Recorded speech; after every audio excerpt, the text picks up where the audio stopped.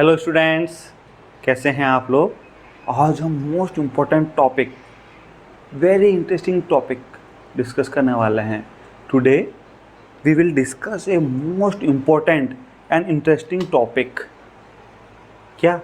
Balanced chemical equation by hit and trial method. ये जो hit and trial method है ना, इतना इम्पोर्टेंट है कि यहाँ से 99.99% आपके क्वेश्चन आने की पॉसिबिलिटी है। 99.99 इन CBSE 2024 का जो फाइनल एग्जामिनेशन है ना, उसमें यहाँ से क्वेश्चन आने की पॉसिबिलिटी है। इवन अगर कोई ढंग का टीचर आपको पढ़ा रहे हैं, है ना, तो वो आपके जो फर्स्ट टेस्ट होगा या जो हाफ ईयरली होगा, जो भी होगा, उसमें भी यहाँ से तो क्वेश्चन देगा ही देगा। क्यों? ये इतना इंपॉर्टेंट टॉपिक है कि इसका बिना जो है आप केमिस्ट्री भी नहीं पढ़ सकते। इसके बिना आपको केमिस्ट्री समझ में नहीं आएगी। तो केमिस्ट्री का बेस है यार, तो यहाँ से तो क्वेश्चन आने की पॉसिबिलिटी पूरी ही है ना। फिर 0.1% तो नहीं कह सकता, पर 99.99% यहाँ से क्वेश्चन आने की पॉसिबिलिटी। तो पेन एंड कॉपी लेके बैठना है आप लोगों को, इस बार ध्यान रखना। और जो इंपॉर्टेंट, देखो बैलेंस करना बहुत आसान है, लेकिन जो बैलेंस करने की सीक्वेंसिंग है ना, वो पूरी आपको एज इट इज लिख के समझानी है ना। तो आपको ये सारी सीक्वेंस, आज वाला वीडियो तो आपको बिना स्किप किए, बिना कल देख लूँगा ये सोचे कि चलो ठीक है यार इंपॉर्टेंट है, सुबह उठ के देखूंगा शाम को, कि इसके बिना सोचे आज आपको कंप्लीट वीडियो देखना। और इस वीडियो को एक बार नहीं 3 बार देखना। उसके बाद फिर आप बुक का चैप्टर पढ़ लेना, क्योंकि हमने तो NCERT की बुक का चैप्टर ही तो आपको एक सामने एक्सप्लेन किया है ना। इसलिए इस बार जो है पेन और कॉपी ले लो, इस बार टॉप करना है आप लोगों को, है ना। पेन और कॉपी होनी चाहिए आपके हाथ में। ठीक है, चलो स्टार्ट करते हैं।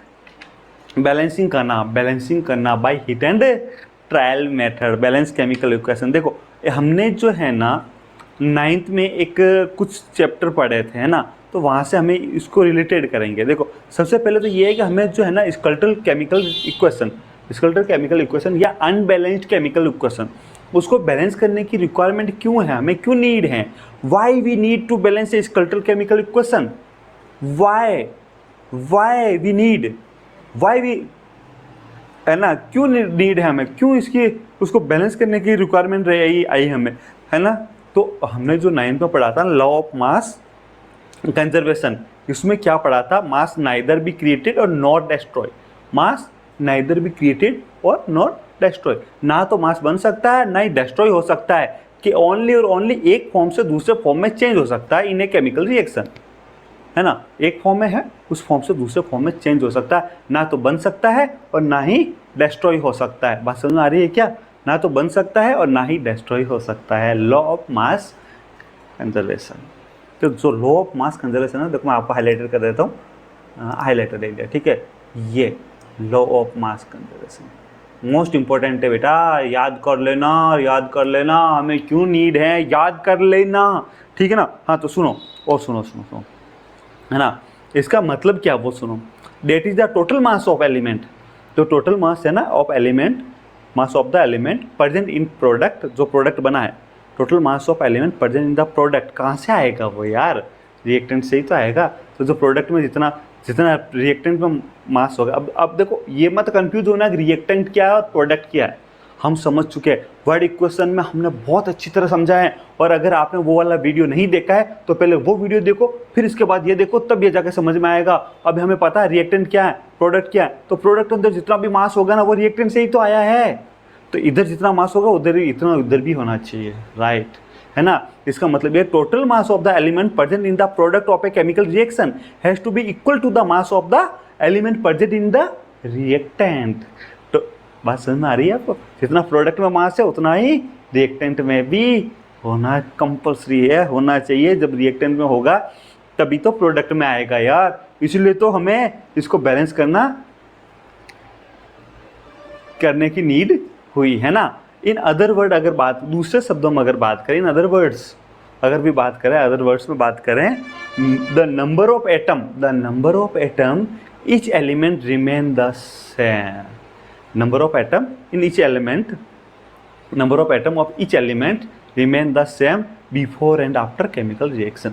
बिफोर यानी कि रिएक्टेंट, और आफ्टर प्रोडक्ट, है ना। बिफोर केमिकल रिएक्शन तो रिएक्टेंट है और आफ्टर केमिकल रिएक्शन प्रोडक्ट है, पर दोनों के अंदर नंबर ऑफ क्या सेम होंगे, नंबर ऑफ एटम इक्वल होंगे। जितने नंबर रिएक्टेंट में है उतने ही नंबर प्रोडक्ट में होने चाहिए। जितने रिएक्टेंट में है उतने ही प्रोडक्ट में होना चाहिए according to law of mass conservation. Okay, ठीक है। तो अब सुनो, इसीलिए we need to balance a skeletal chemical equation. बात समझ में आया?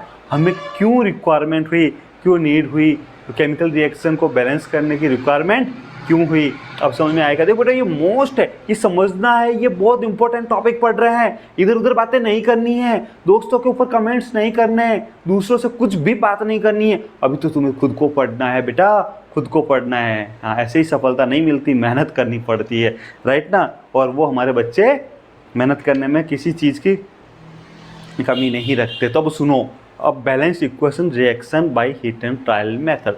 अभी तो थोड़ी देर पहले हमने अभी जो डिस्कस किया था हमने, वो तो ये था कि हमें बैलेंस करने की क्यों नीड हुई, क्यों रिक्वायरमेंट उत्पन्न हुई, क्यों रिक्वायरमेंट जनरेट हुई कि इसे जो स्केलेटल रिएक्शन इसको बैलेंस करे, क्यों नीड हुई, राइट। अब हम उसको बैलेंस करेंगे, हमने समझ लिया।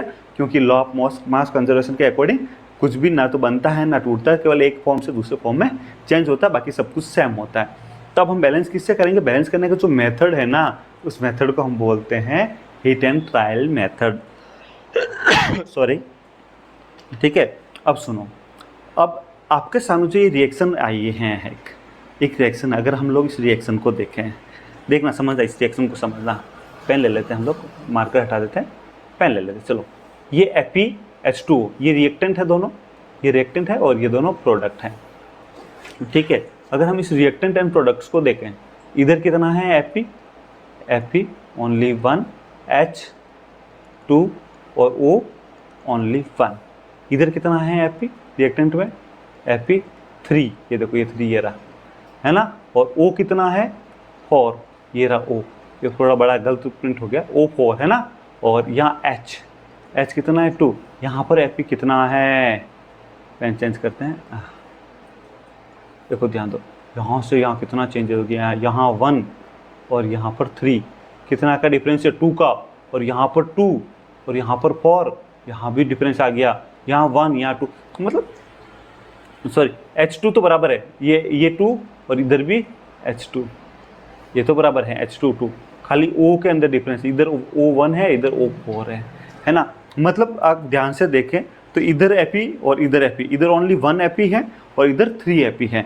इस साइड में लेफ्ट हैंड साइड में ओनली 1 Fe और राइट हैंड साइड में 3 Fe। तो मतलब ये है कि Fe बैलेंस्ड नहीं है।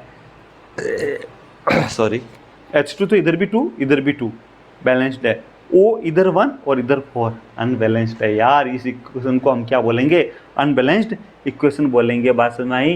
ये सारा हटा रहे हैं ताकि आगे का हमें समझ आ जाए आसान से, ठीक है। ये हटा। अब सुनो, अब इसको बैलेंस करना, हम इस इक्वेशन को हमें बैलेंस करना है। क्या करना है? ये अनबैलेंस्ड इक्वेशन तो है, इसमें ना Fe बैलेंस है ना O बैलेंस्ड है, इसको हमें बैलेंस करना है। तो बैलेंस करने के लिए सबसे पहले क्या करेंगे कि जो ये रिएक्शन है ना भाई, ये वाली रिएक्शन, इस रिएक्शन में इन सब के चारों ओर एक एक बॉक्स बनाएंगे, है ना। सबके चारों ओर एक एक बॉक्स बनाएंगे। बॉक्स इसलिए बनाएंगे कि अब हम इस बॉक्स के अंदर कुछ भी चेंजेज नहीं करना है। जो हमने बॉक्स बना दिया ना, जैसे ये रिएक्शन आपके सामने, इस बॉक्स के अंदर हमें कुछ भी चेंज नहीं करना है। जो भी चेंज करना है बॉक्स के बाहर ही चेंज करना है, अंदर कोई चेंज नहीं करना है। तो सबसे पहले हम क्या करेंगे? बॉक्स बनाएंगे, रिएक्शन के रिएक्टेंट जितने हैं उनके भी चारों ओर, प्रोडक्ट जो है उनके चारों ओर भी एक एक बॉक्स बना देंगे, है ना। To balance chemical equation first draw box around each formula, ठीक है। Do not change anything inside the box while balancing the equation. Box के अंदर कुछ भी चेंज नहीं करना है। उसके बाद क्या करेंगे? देखो अब स्टेप 2 में क्या करेंगे? List the number of atom of different element present in the unbalanced equation. अभी देखा जस्ट हमने, वही वाली टेबल है, अभी हमने देखा। देखो Fe इधर कितना है? Fe लेफ्ट हैंड साइड यानी कि रिएक्टेंट्स में Fe कितना है? ओनली 1। इधर कितना? 3। तो कितना का डिफरेंस है? 2 का Fe में, ठीक है। और हाइड्रोजन इतना, इधर कितना? 2 और इधर भी 2, यानी कि ये तो इक्वल है, ठीक है। कि इधर 1 और इधर 4, यानी यहाँ कितना डिफरेंस है? 3 का, है ना। तो हमने सबसे पहले क्या करेंगे? एलिमेंट, जो भी उस रिएक्शन के अंदर एलिमेंट है वो लेफ्ट हैंड साइड और राइट हैंड साइड, एलिमेंट के बाद लेफ्ट हैंड साइड कितने हैं, राइट हैंड साइड कितने हैं, टेबल बनाएंगे। एलिमेंट, फिर लेफ्ट हैंड साइड और फिर राइट हैंड साइड, इस प्रकार टेबल बनाने के बाद हम लोग क्या करेंगे कि कौन से एलिमेंट में लेफ्ट हैंड साइड में कितने हैं वो नंबर लिख देंगे, राइट हैंड साइड में कितने हैं वो नंबर लिख देंगे। इस टाइप से हमें टेबल बनाएंगे। टेबल बनाने के बाद फिर स्टेप 3, स्टेप थर्ड के अंदर हम क्या करेंगे, it is open convent to start balancing with the compound that contain the maximum number of atoms, है ना, मैक्सिमम नंबर ऑफ एटम्स। कैसे स्टार्ट करेंगे, इसमें मैक्सिमम नंबर ऑफ एटम्स होंगे, इसमें मैक्सिमम नंबर ऑफ एटम किसमें है, Fe3O4, इसमें मैक्सिमम नंबर ऑफ एटम है। तो इसमें से नॉर्मली हम किससे स्टार्ट करेंगे बैलेंस करना, सबसे पहले उस कंपाउंड को देखेंगे जिसके अंदर मैक्सिमम नंबर ऑफ एटम होगा, जिसमें मैक्सिमम नंबर ऑफ एटम होगा, सबसे पहले उसको लेंगे और उसको बैलेंस करने के, समझ में आ रहा है, ध्यान से समझ, सबसे देखो सबसे जो बड़ा एलिमेंट दिख रहा है ना उसको ले लेंगे और उसको बैलेंस करने के लिए स्टार्ट करेंगे, है ना। ये अब ये चाहे रिएक्टेंट का है चाहे ये प्रोडक्ट का है, उससे कोई फर्क नहीं पड़ता कि ये रिएक्टेंट में सबसे बड़ा वाला जो फॉर्मूला है वो है सबसे बड़ा रिएक्टेंट में है या सबसे बड़ा वाला फॉर्मूला प्रोडक्ट में, उससे कोई फर्क नहीं पड़ता। लेकिन हम क्या करेंगे, तो सबसे बड़ा फॉर्मूला वो वाला सबसे पहले लेंगे, ठीक है, और उसको बैलेंस करने की कोशिश करेंगे, है ना। In that compound select the element which has the maximum number of atom, using this criteria we select Fe3O4 and the element, फिर उसमें से भी कौन सा जिसमें मैक्सिमम किसमें है, ऑक्सीजन, तो एलिमेंट ऑक्सीजन सेलेक्ट करेंगे, एलिमेंट ऑक्सीजन यहाँ पर सेलेक्ट करेंगे। बात समझ में आ रही है क्या आप लोगों को? देखो अगर समझ में नहीं आ रहा है, कुछ कन्फ्यूज़न हो रहा है, तो वीडियो को वापस देखें, और फिर भी अगर समझ में नहीं आ रहा तो कमेंट में करें, सर हमें ये समझ में नहीं आ रहा, मैं समझा दूंगा यार, ऐसा कुछ भी चीज़ नहीं बना जिसको मैं नहीं समझा सकता। बेटर ये आप एक बार से ध्यान से सुनो, लिखो, जो समझ में नहीं आया दोबारा पूछ लेना, मोस्ट इंपॉर्टेंट है यार, पूछने की मना ही नहीं है, मोस्ट इंपॉर्टेंट है, समझ में आना जरूरी है, ठीक है। तो there are 4 oxygen atom on the right hand side and only 1 on left hand side, इधर एक साइड में 4 है, दूसरी साइड में 1 है ना, हमने देखा अभी। तो अब उसको बैलेंस करने के लिए हम क्या करेंगे कि भाई जो प्रोडक्ट Fe3O4, प्रोडक्ट में तो 4 है और वहाँ H2O में ओनली 1 ही है, तो सबसे पहले हम जो H2O है ना देखेंगे दोनों को, और फिर इनिशियल में कितना 1 है तो वहाँ पर हम 4 से मल्टीप्लाई करके उधर 4 लिख देंगे। देखो इनिशियल में यहाँ पर आप देखो, यहाँ पर 1 है तो हम क्या करेंगे, इसे 4 कलर चेंज कर लेते हैं, ये यहीं ये इनिशियल में 1 है तो इसे मल्टीप्लाई करेंगे 4 से, और इस इधर तो 4 ही है तो 4 मल्टीप्लाई करने 4 हो गया, इधर तो 4 ही है तो यहाँ पे हो जाएगा 4H2O। देखो 4H2O। अब यहाँ पर एक चीज़ ध्यान रखना आप लोग कि ये जो भी नंबर लिखेंगे ना, हमने बॉक्स इसीलिए बनाया कि बॉक्स के अंदर फॉर्मूला में कोई चेंजेस नहीं करना है। तो यहाँ पर जो नंबर हम लिखेंगे ना वो मल्टीप्लिकेशन में तो लिख सकते हैं, फॉर्मूला चेंज नहीं कर सकते। जैसे H2O है ना, इस H2O का आप H2O4 यहाँ ऐसा नहीं लिख सकते, ऐसा नहीं लिख सकते, ना ही आपको ऐसा H2O4, ऐसे आपका पूरा फॉर्मूला ही चेंज हो जाएगा, जो रॉन्ग हो जाएगा। ऐसा भी ये दोनों रॉन्ग है, ये दोनों रॉन्ग है। जब भी हम केमिकल इक्वेशन बैलेंस करेंगे, जो नंबर होंगे ना वो शुरुआत में लिखेंगे, स्टार्टिंग में लिखने का मतलब मल्टीप्लिकेशन में। जैसे यहाँ हमने लिखा 4, यहाँ लिखें 4H2O, इसका मतलब ये 4 मल्टीप्लाई बाई H2O या 4.H2O। आपको पता है ना, डॉट का मतलब भी डॉट इक्वल टू मल्टीप्लिकेशन ही होता है ना, डॉट। तो 4 या फिर आपको सीधा 4H2O ही लिखना है यहाँ पर, है ना, इस ढंग से। ये राइट ऑप्शन मेथड है।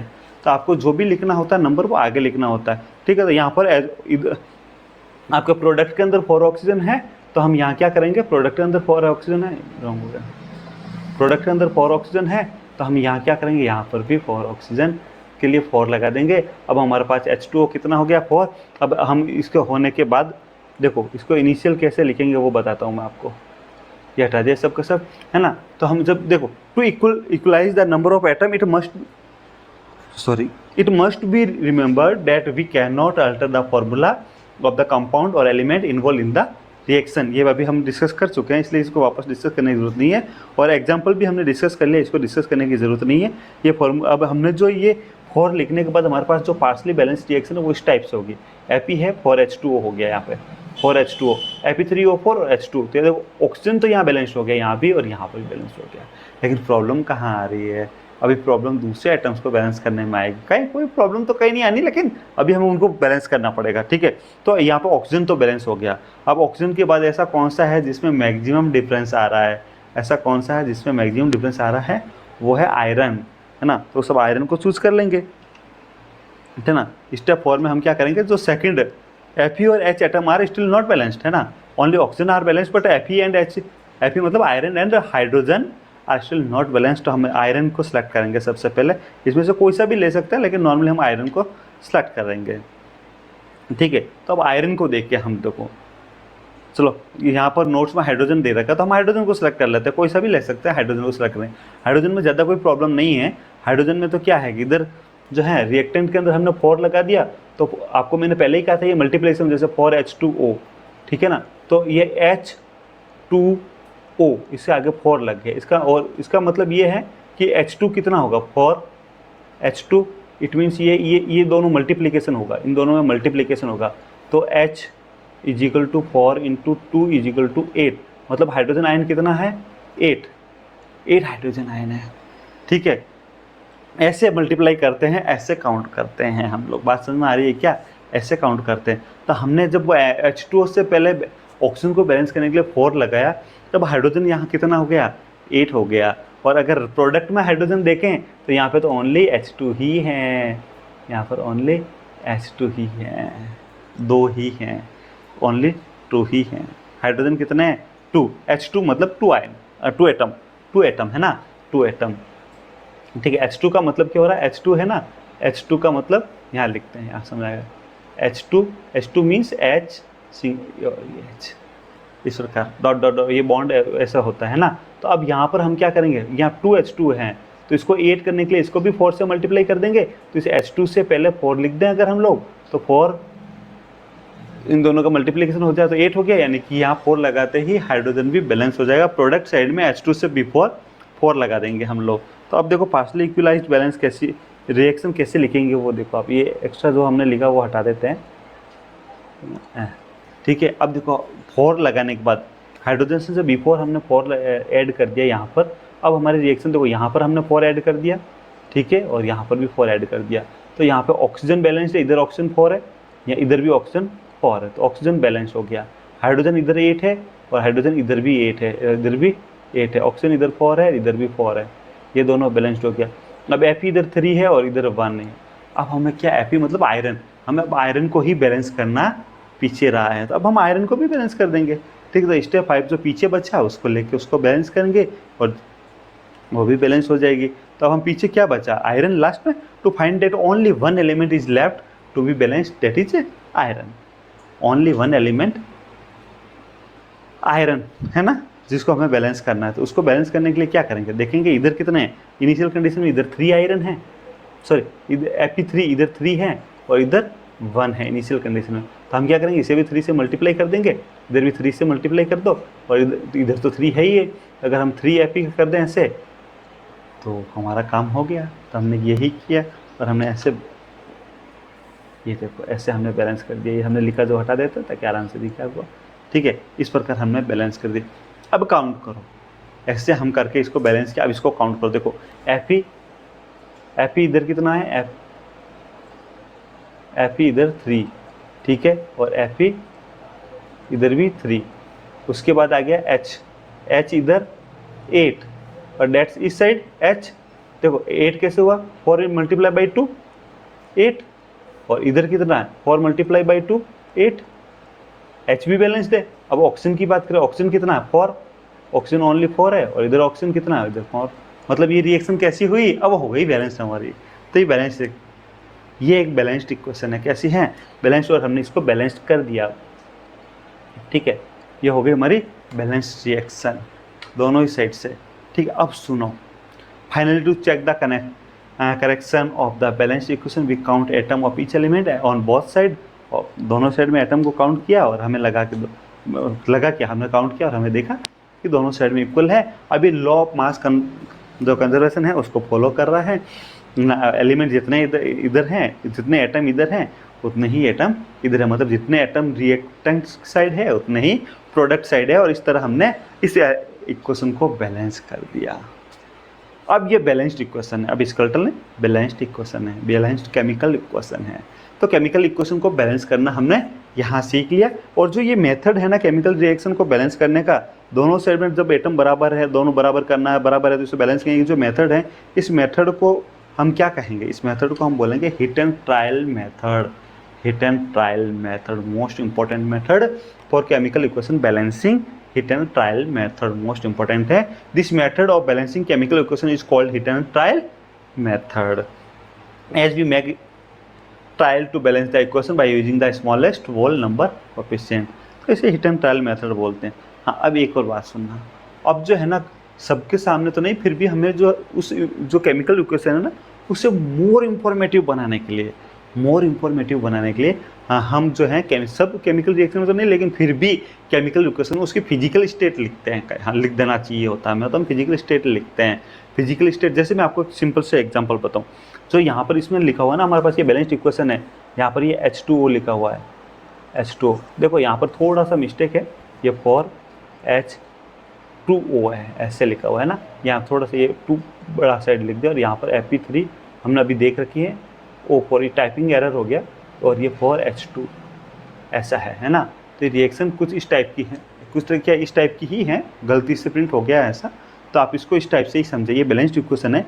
अब यहाँ पर जो ये H2O लिखा हुआ है ना, इस H2O को देखने के बाद आपको क्या पता चला, इससे पता चलता है कि ये कौन सी स्टेट में, ये सॉलिड आइस फॉर्म में है, वाटर फॉर्म में है, या वाटर स्टीम है, नहीं पता लगता ना। लेकिन अगर मैं इसके H2O का आगे अगर मैं यहाँ पर ऐसा लिख दूँ कि H2O L, इट मीन्स ये लिक्विड है, H2O S, इट मीन्स ये आइस है, और H2O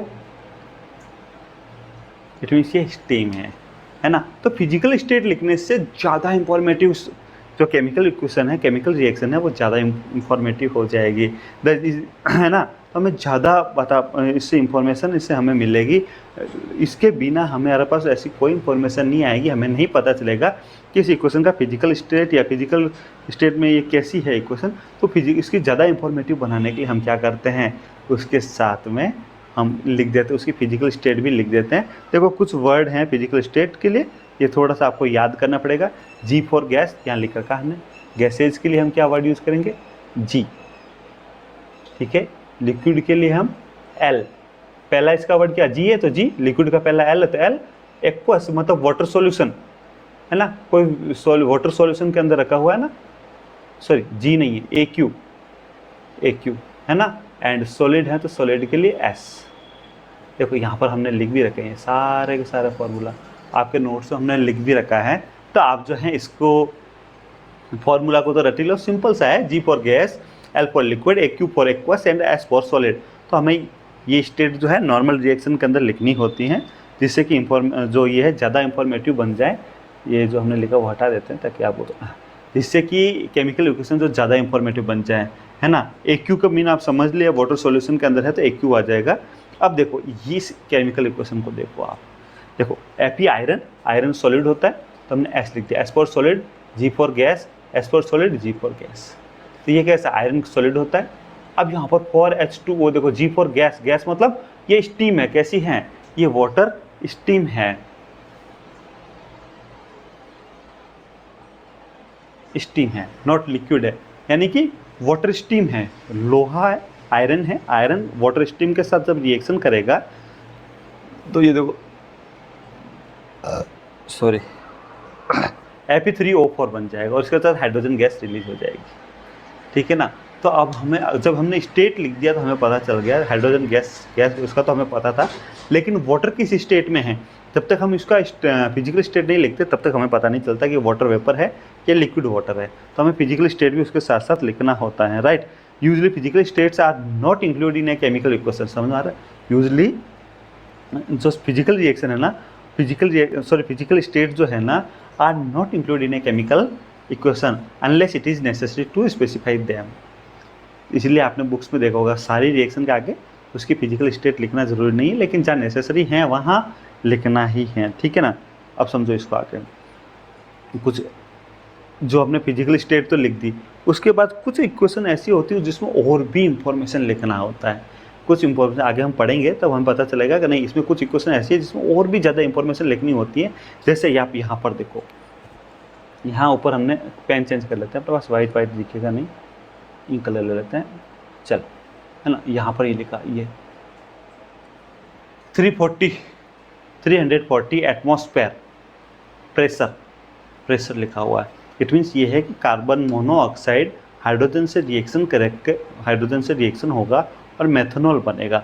उस पर वो रिएक्शन तब होगी जब उसको 340 एटमॉस्फेयर प्रेशर मिलेगा, ठीक है। तो कुछ रिएक्शन में और भी ज़्यादा इंफॉर्मेशन लिखी हुई हो सकती हैं, जैसे टेम्परेचर हो सकता है, प्रेशर हो सकता है, कैटलिस्ट हो सकता है, कौन से कैटलिस्ट यूज़ हो रहे हैं, वो भी एरो के ऊपर एक्स्ट्रा इंफॉर्मेशन, ताकि जो इक्वेशन है ना मोर इंफॉर्मेटिव बने, हमें ज़्यादा इंफॉर्मेशन मिला उससे, मोर इंफॉर्मेटिव इक्वेशन बनाना है ना। हमारा पर्पज़ क्या था, जो केमिकल रिएक्शन है, जो केमिकल एक्टिविटीज़ हैं, उसे हमने सेंटेंस में लिखा तो सेंटेंस बड़ा बना, तो हमें शॉर्ट चाहिए था, तो हमने वर्ड इक्वेशन लिखा, तब वो और थोड़ी बड़ी बनी, और शॉर्ट चाहिए और इन्फॉर्मेशन ज़्यादा से ज़्यादा मिले तो केमिकल फॉर्मूला हम लिखा, तो केमिकल इक्वेशन बनी। हमें और इन्फॉर्मेशन चाहिए उसके, तो हमने केमिकल इक्वेशन के साथ उसकी फिजिकल स्टेट लिख दी, और इक्वेशन और उसकी इन्फॉर्मेशन चाहिए, तो उसमें एटमॉस्फेयर, उसका जो प्रेशर है, टेम्परेचर है, कैटलिस्ट है, वो एरो के ऊपर और नीचे लिखना स्टार्ट कर दिया। तो जैसे हमने इस रिएक्शन में एटमॉस्फेयर लिखा, इस रिएक्शन जो ये आपकी नॉर्मल जो ये आपकी फोटोसिंथेसिस वाली रिएक्शन जो है, कार्बन डाइऑक्साइड और वाटर को लेकर जो सनलाइट, तो इसमें हमें क्या चाहिए, सनलाइट के बिना तो फोटोसिंथेसिस होगा नहीं, और क्लोरोफिल रेस्पॉन्सिबल होता है फॉर फोटोसिंथेसिस, तो ये और उस क्लोरोफिल जो है सनलाइट की प्रेजेंस में CO2 और H2O से ग्लूकोज फॉर्मेशन करता है ना। ये क्या फोटोसिंथेसिस की रिएक्शन है, पढ़ेंगे हम आराम से, फोटोसिंथेसिस है ना। तो फोटोसिंथेसिस की रिएक्शन, तो यहाँ पर आपको देखो कितनी इंफॉर्मेशन मिल रही है कि ये रिएक्शन तभी परफॉर्म होगी, इस रिएक्शन तभी परफॉर्म होगा, इसमें ये रिएक्शन तभी कंप्लीट होगी जब इसमें क्लोरोफिल होगा और सनलाइट होगी। तो रिएक्शन को ज़्यादा इंफॉर्मेटिव बनाने के लिए हम इस टाइप का जो है एरो के ऊपर और नीचे और इंफॉर्मेशन देते हैं। तो देखो अभी हिट एंड ट्रायल मेथड कितना इंपॉर्टेंट है, बहुत इंपॉर्टेंट, यहाँ से क्वेश्चन आने की बहुत पॉसिबिलिटी है। और हमने सबसे पहले क्या किया, अनबैलेंस्ड इक्वेशन या स्केलेटल इक्वेशन लिया, फिर उसमें देखा रिएक्टेंट में कितने एटम्स है और प्रोडक्ट में कितने एटम है, क्योंकि लॉ ऑफ मास कन्वर्जेशन है। लॉ ऑफ मास कन्वर्जेशन के अकॉर्डिंग रिएक्टेंट और प्रोडक्ट में दोनों में मास या एटम्स इक्वल होंगे, ठीक है ना। तो हम अब सबसे पहले देखेंगे कि दोनों में इक्वल है कि नहीं है तो अनबैलेंस्ड और रिएक्शन और स्केलेटल रिएक्शन। फिर उसको बैलेंस करने के लिए सबसे पहले जो भी मॉलिक्यूल सबको बॉक्स में बंद कर देंगे, फिर जो सबसे बड़ा फॉर्मूला उसको लेके बैलेंस करेंगे, फिर उसके बाद छोटा, फिर उसके बाद छोटा, फिर उसके बाद रिक्वायरमेंट हुई तो हम उसकी फिजिकल स्टेट भी लिखेंगे, और एक्स्ट्रा कुछ इंफॉर्मेशन हुई तो एरो के ऊपर या नीचे लिखेंगे। इस प्रकार से hit and trial most important है, और इस वीडियो को कम से कम 2 बार देख लेना, ये आपके एग्जाम में आने की पॉसिबिलिटी है। और हाँ, वीडियो को लाइक ज़रूर करना यार, उससे ही हमें मोटिवेशन मिलता है। और आपको अगर टाइम टू टाइम हमारी क्लास देखनी है, और जब हमारी क्लास आए उसका नोटिफिकेशन आपको चाहिए कि नहीं सर आपकी क्लास आते ही हमें नोटिफिकेशन मिल जाए, फिर हम आपकी क्लास को देख लें, ठीक है ना। तो उसके लिए आपको एक काम करना पड़ेगा और आपको चैनल को सब्सक्राइब करना पड़ेगा। अगर आपने चैनल सब्सक्राइब किया तो जो ही हमारी क्लास का टाइम फिक्स नहीं है कि हम कितने बजे नेक्स्ट क्लास हमारी क्लास है या किस दिन होगी हमारी नेक्स्ट क्लास, लेकिन होगी ज़रूरी है, होगी तो ज़रूर, और कंप्लीट कोर्स होने वाला है आपका साइंस का, ठीक है। लेकिन होगा कब वो फिक्स नहीं है, तो उसका नोटिफिकेशन आपको टाइम टू टाइम मिल जाए, इसलिए आप हमारे चैनल को सब्सक्राइब कर दो, ताकि इसमें आपका बेनिफिट है और लाइक करने से हमें मोटिवेशन मिलता है, तो हम और अच्छा पढ़ाएंगे।